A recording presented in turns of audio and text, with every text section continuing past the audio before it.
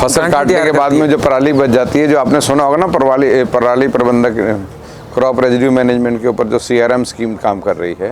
अच्छा। उसके अंदर क्या है कि जो पराली जलाते हैं तो बहुत सारा पोल्यूशन होता है जी, खेतों में पराली पड़ी होती है, तो आजकल पराली का इस्तेमाल बहुत बढ़ गया है। तो ये गांठें बनाती है ये प्रॉपर गांठें तरीके बनाने से? की, हाँ, ये मशीन है जो हमारी 25 किलो से लेकर 40 किलो तक की गांठ बनाती है जी। इसकी क्या प्राइस है? इस मशीन की जो प्राइस है यहाँ पर 18 लाख रुपया है जी, जिसके ऊपर भारत सरकार द्वारा 80% का अनुदान है। 80% का अनुदान? हाँ जी।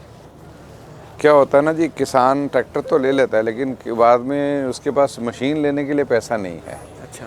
और ऐसी मशीन है जो हमारे पर्यावरण को अच्छा बनाती हैं, तो सरकार उसके लिए किसानों की मदद करती है सब्सिडी के रूप में कि किसान इसको खरीदें, उससे अच्छी पराली की गांठ बना के, क्योंकि पराली से जो 15-16 तरह के बाई प्रोडक्ट बनने लग गए हैं आजकल। हाँ। तो पराली जलाने के बजाय उनका प्रयोग होना शुरू हो गया। ये मशीन गांठें बना के उसको स्टोर करने में, रखने में सक्षम है। अभी फील्ड में हम देखते हैं काफ़ी लंबाई की बड़ी बड़ी मशीनें चलती हैं, और ये काफ़ी छोटे साइज़ में क्या? ये ऐसा है, ये जैसे आपके पीछे खड़ा है हार्वेस्टर कंबाइन है, इससे ये फसल काटते हैं लोग जी। हाँ हाँ।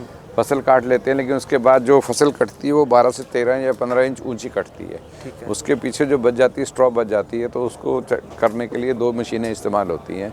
एक तो आपको स्ट्रॉ रीपर का इस्तेमाल करते हैं जो भूसा बनाती है उसका। अच्छा। दूसरा है जो हमारी धान की जो खेती होती है उसमें पराली बचती है, अच्छा। तो उस पराली का गांठें बनाने में ये मशीन मदद करती है। अच्छा, तो इसका टोटल कॉस्ट कितना है? 18%?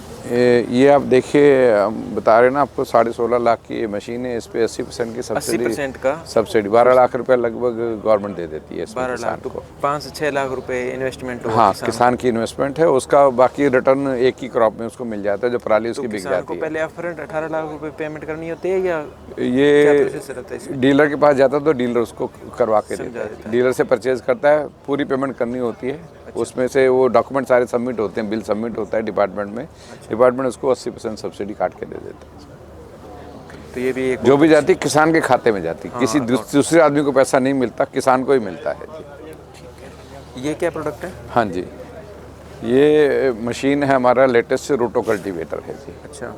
रोटो कल्टीवेटर, इसमें आपने देखा होगा कि रोटावेटर भी है और ये कल्टीवेटर भी है जी। अच्छा। कल्टीवेटर के बारे में अगर आप समझते हो तो शुरू में खेती कल्टीवेटर से ही होती है। प्राइमरी टिलेज जो इम्प्लीमेंट थे उसमें कल्टीवेटर था।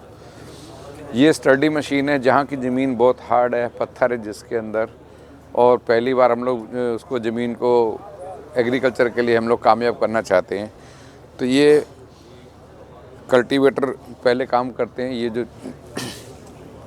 टाइन्स हैं पेनिट्रेट होती हैं, पत्थर वगैरह को सब अलग करती है, ताकि हमारी मशीन को ऊपर लोड भी कम पड़े, मशीन भी डैमेज ना, और ब्लेड की लाइफ भी अच्छी मिलेगी। तो ये एक स्टडी मशीन है, हैवी वजन से पेनिट्रेशन उसके अंदर अच्छी होती है जी। अच्छा, ओके। इसकी क्या प्राइस है? हाँ जी, इसका प्राइस, ये 7 फुट की मशीन है, 1,70,000 इसका प्राइस है जी। ये इस पे भी सब्सिडी है क्या?